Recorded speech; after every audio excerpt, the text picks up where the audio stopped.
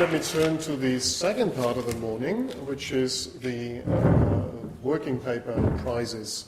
Now, these really are there to showcase ECGI research, just like the lecture, and to recognize the importance of academic research on the subject of corporate governance.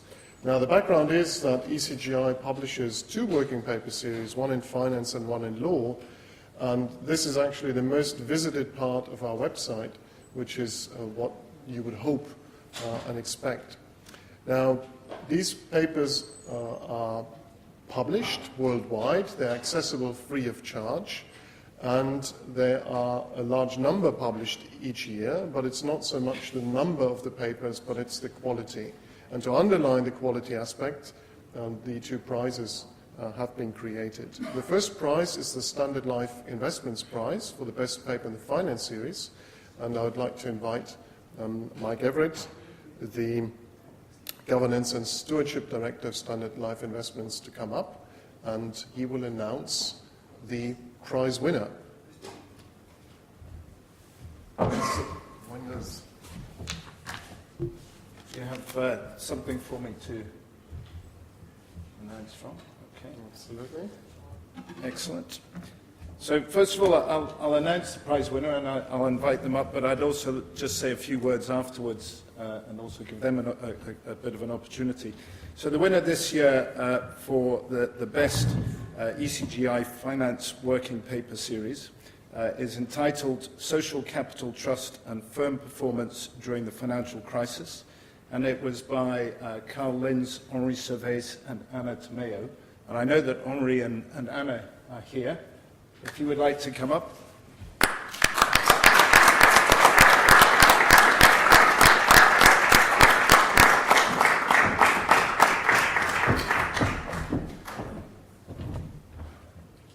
I think we get some pictures afterwards, so we'll run. Last night, by the way, Henri was given the news that he was going to have to stand up and say something. I wasn't sure that he was going to turn up today when he knew that. But one of the reasons Standard Life Investments are involved in the ECGI is that we see it's very important, the connection between academic work and the work that we do in trying to assess the corporate governance of companies and the impact on them. So both what we've heard today from Professor Corneli and what's in the paper that has won the prize today is exactly what we're looking for, to be able to get better understanding from the academic world on what the real impact of corporate governance and environmental and social factors are on our companies that we invest in. And the paper that hopefully Henri will be able to give a bit of a feel for is exactly the sort of thing that we're looking for. I can take this back to our fund managers and say, look, here's some academic research, you can test it, you can have a look at it, and hopefully we'll be able to get more engagement with the academics and to our fund managers to be able to do a bit more in sort of a connection between the two. But I thought the paper was fascinating. I think it's a great piece of work. Unfortunately, it doesn't show that environmental and social factors impact all the time, but it's still a fascinating piece of work, and thank you very much. Thank you, everybody. Well, thank you very much. Thank you to Standard Life for having the vision to sponsor this award, and thank you to ECGI and to the scientific committee that made the prize selection. We're very grateful for this. So Marco mentioned yesterday, he asked me to say a few words about what this paper is and what we find, and so has a long title, it's Trust, Social Capital, and Firm Performance During the Financial Crisis. And this paper really started with the notion that was, a number of distinguished observers, both academics and practitioners, started from the fact that the crisis, particularly after the Lehman bankruptcy, was really a crisis of trust in companies and in the financial system itself. And when you see that there is a crisis of confidence and a crisis of trust in companies, the question that we wanted to ask is whether some firms were able to weather this storm better than others because they themselves had built up a level of trust with investors and with stakeholders that protected them more from this downturn. And that's when we started looking at the literature in sociology to some extent on social capital and networks. And so the argument is that firms can build up a level of social capital which is valuable, at least under some circumstances. And so our argument is that those firms that built up more social capital prior to the crisis were able to then weather the crisis better than other companies. And that's what we ultimately test in this paper. Now, what you need to test something like this is, of course, a way to measure this social capital. And again, there is a broad literature that's trying to look at what good measures of social capital are, but certainly one of the measures that are being proposed is the extent to which firms engage in CSR activities. So what we ultimately do is a very simple exercise. We look at the firm's investments in CSR, the level of its corporate social responsibility prior to the crisis, and we see whether that level, when firms were trying to weather the storm, whether firms that had built up more social capital through these CSR investments, whether those firms then did better during the crisis than other companies.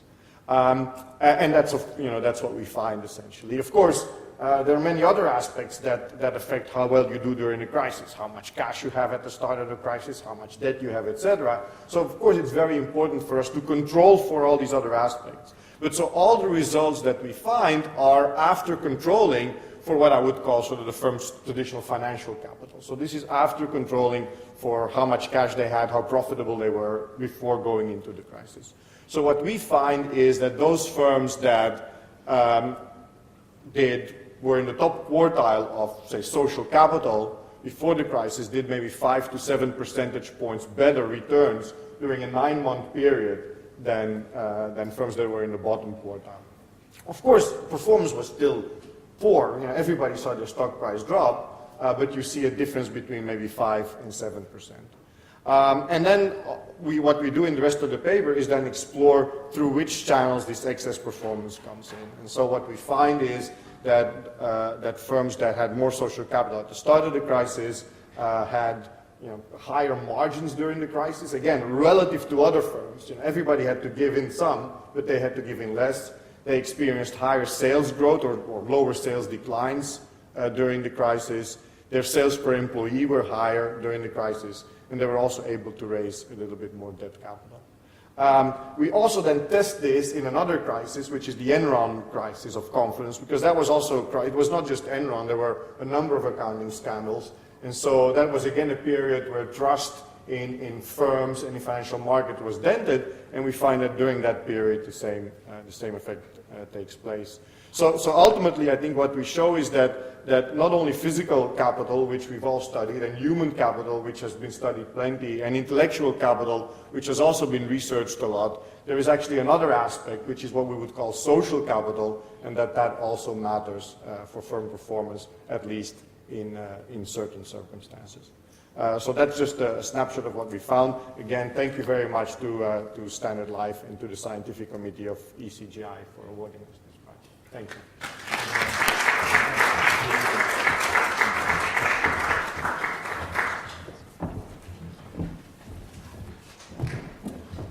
So I should mention, first of all, we don't like to talk about money, but I should mention that the prize is actually €5,000. We never inquire how the authors split that up. That's the internal governance of the team. Now, let me maybe also add something on the scientific committee that shows this prize. So the editor is Ernst Mauck of the University of Mannheim. He was assisted by Franklin Allen, by Julian Franks, Marco Pagano, Xavier Vives, and Luigi Zingales, not exactly unknown people, who chose that paper. And I asked Ernst why they chose this paper. And Ernst's response was that a lot of things are written about CSR. It's very important.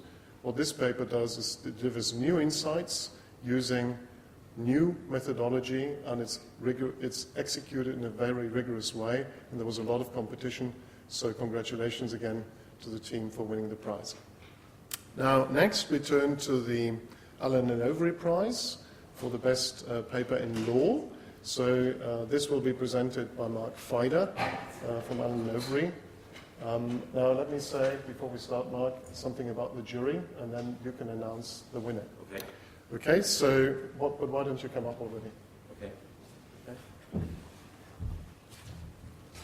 So the jury for this prize, the Overy Prize, is headed by Luke Enriquez, who's now at the Oxford Law School, and he was assisted by John Coates of Harvard, Paul Davies, LSE or Oxford, I think, Horst Eidenmüller, Oxford, Amir Licht, and Roberto Romano of the Yale Law School. So they also had many papers to choose from, and they chose a paper that Mark is now going to announce. Maybe I should give a word of explanation about this bazooka here. I mean, no harm. It's actually the banner of our firm. You know, we get this incredible opportunity to get a picture with the banner of our firm, and we do it outside afterwards. We, of course, you know, are absolutely pleased, delighted to have that. I mean, I actually forgot this thing on the converter belt and also in the taxi riding to my hotel, so it has a whole story with it. So, back to the law prize. The winner is for working paper 300 2015, and it's definitely not because of that number that the award has been attributed. It's actually a very dense, very well-researched, very well-structured, very polished work, which is awarded to Professor Holger Sparman for monetary liability for breach of the duty of care with a question mark. So is Holger in the room? No?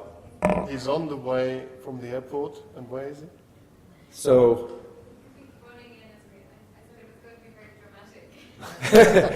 okay, well, that is, of course, you know, quite embarrassing, because that will mean that either Marco or I will have to explain, you know, the contents of. And as I explained to you, it's very dense. It's really intellectually brilliant, but I think, you know, it definitely requires someone of a different academic stamina and brilliance than I to walk you through it. So I don't know how we are going to cope with it. Well, I don't think we can. I mean, he hasn't turned up, so I can, of course, I mean, you know, read you the conclusions. In fact, because, no, really, you know, the findings are not absolute. So it's basically a trade-off between cost-benefit as a rule, but then in very specific circumstances, his findings are, yes, that there are justifications for limited monetary compensations. So I thought, you know, it was really extremely well written. It's not particularly long, although in the end, you know, there are even quite extensive economic models, which I didn't even dare, you know, reading, because that would definitely have put me on ice. Anyhow, so in his case, he definitely doesn't have to share the prize with anyone. And I think it is, as always, I think the biggest reward is really the recognition by his peers for past performance, but then, of course, it should also serve as an encouragement for the pursuit of his academic research and, you know, the continuation of his writings. I will hopefully, you know, be able to tell him when we'll see him. In respect of our support for ECGI, it's definitely a privilege to continue supporting ECGI. I think it's a great organization, and as for Standard Life, you know, we definitely think that academia should not be a silo on the one side, and then, you know, the practice or the practitioners on the other side. So definitely the more bridges we can build and the more opportunities we have to interact, the better it is. Thank you, Mark. So on that, Marco, thank you.